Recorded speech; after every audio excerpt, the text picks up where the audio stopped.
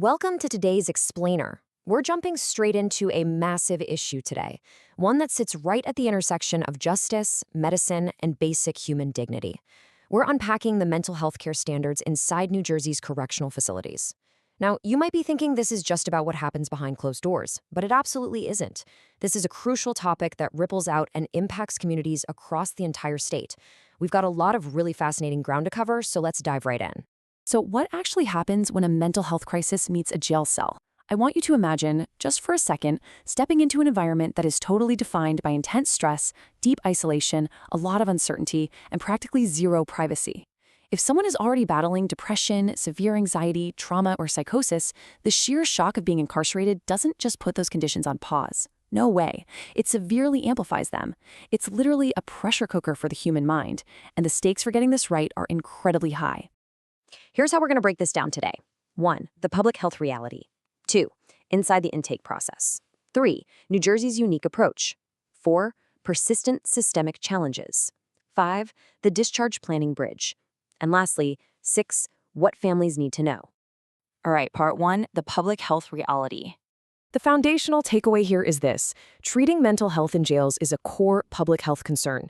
It is definitely not just some niche medical side issue. Why? Because a huge portion of the people entering custody have really complex behavioral health needs. And guess what? They don't just disappear from society forever. They eventually return home to our neighborhoods.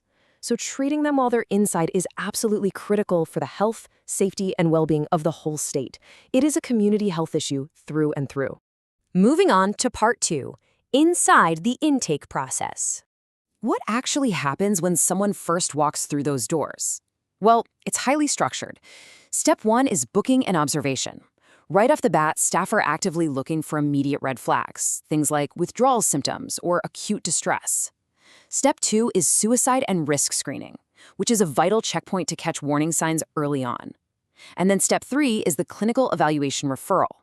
If someone reports a history of mental illness or seems unstable, they aren't just tossed in a holding cell. They're referred to qualified clinical staff for a proper medical look. Once that evaluation happens, the stabilization services kick in. We're talking immediate crisis intervention, crucial medication reviews to make sure prescriptions continue, suicide risk assessments, and counseling. Now, while the exact services will definitely vary depending on the county, the main goal right out of the gate isn't necessarily a long-term cure. It's really about rapid stabilization. Keep the person safe first so they can eventually start that longer-term path toward real recovery. Which brings us to part 3, New Jersey's unique approach. New Jersey is actually doing some pretty proactive stuff here. Back in 2022, the state announced a pretrial diversion pilot program. This was specifically designed to screen people on pretrial release, getting courts, jails, and social services to actually talk to each other. And looking ahead to 2026, the state is rolling out massive healthcare integration reforms. These are a really big deal because the whole point is to seamlessly coordinate primary care, mental health, and addiction treatment all under one cohesive umbrella. Now, this brings up a huge hurdle, but also a pretty brilliant solution. Under standard federal policy, Medicaid generally does not pay for routine care while someone is in custody. The coverage basically just drops off right at the jail door. But New Jersey came up with this innovation called presumptive eligibility. It acts as this vital workaround that helps eligible incarcerated folks access coverage for inpatient hospitalization when they desperately need it. It bridges a really dangerous financial and medical gap. All right, part 4, persistent systemic challenges. Look, having great policies on paper is awesome, but the day-to-day reality can still be incredibly messy. Staffing shortages can severely delay those essential clinical evaluations we talked about. Strict security rules naturally limit privacy, which makes any kind of open therapy pretty tough. Plus, short jail stays mean a treatment plan might get interrupted almost the second it begins. Add in the fact that people often arrive in crisis right after a traumatic arrest without their meds or medical records, and you can see the problem. If care isn't perfectly consistent, jail remains a really poor environment for serious recovery. And there's another layer of massive complexity to consider. You have mental illness on one hand and substance use disorder on the other. But right in the middle is this huge overlapping gray area, dual diagnosis.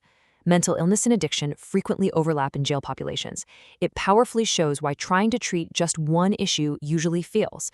Detox, medication-assisted treatment, and psychiatric care absolutely have to be integrated. It's the whole package or nothing.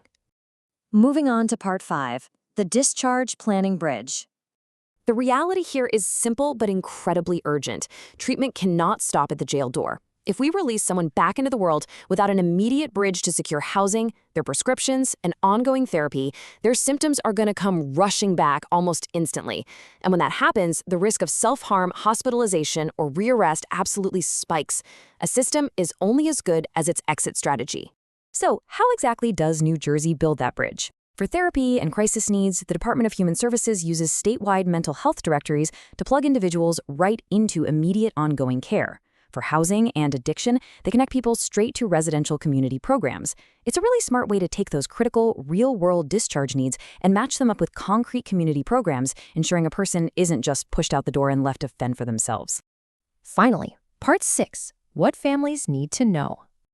If you take away nothing else from today, I strongly encourage you to mentally bookmark this checklist. If a loved one is in the system, you have to ask these questions. Was there a screening at intake? Is there prescribed psychiatric medication continuing? Is there an active process for crisis intervention or suicide watch? And does their discharge planning actually include community referrals? The big takeaway here is that sudden medication stops or signs of severe psychosis aren't just administrative hiccups. They have to be treated as urgent advocacy issues. Actually, I do need to throw in one quick necessary caveat here. State prisons and county jails can operate quite differently from each other. The quality, the speed, and the specific types of care can vary a ton depending on a facility's resources and the local county administration. The system definitely isn't a monolith, which is exactly why asking those specific questions we just went over is so incredibly important. As we wrap up this explainer, I want to share a quote from the source material that really hits the nail on the head. Jail mental health treatment in New Jersey is about continuity, coordination, and making sure incarceration does not become a break in essential care. That's it right there. Effective treatment isn't just about reacting to a crisis in the moment, it's about building an uninterrupted bridge. Which leaves us with this final, pretty profound question to think about. Will our jails remain a break in care, or will they become a true bridge to recovery? It's a huge question of public health policy, and honestly, it affects every single one of us. Thank you so much for joining me to unpack all this today. Keep asking questions, keep looking at the data, and keep learning.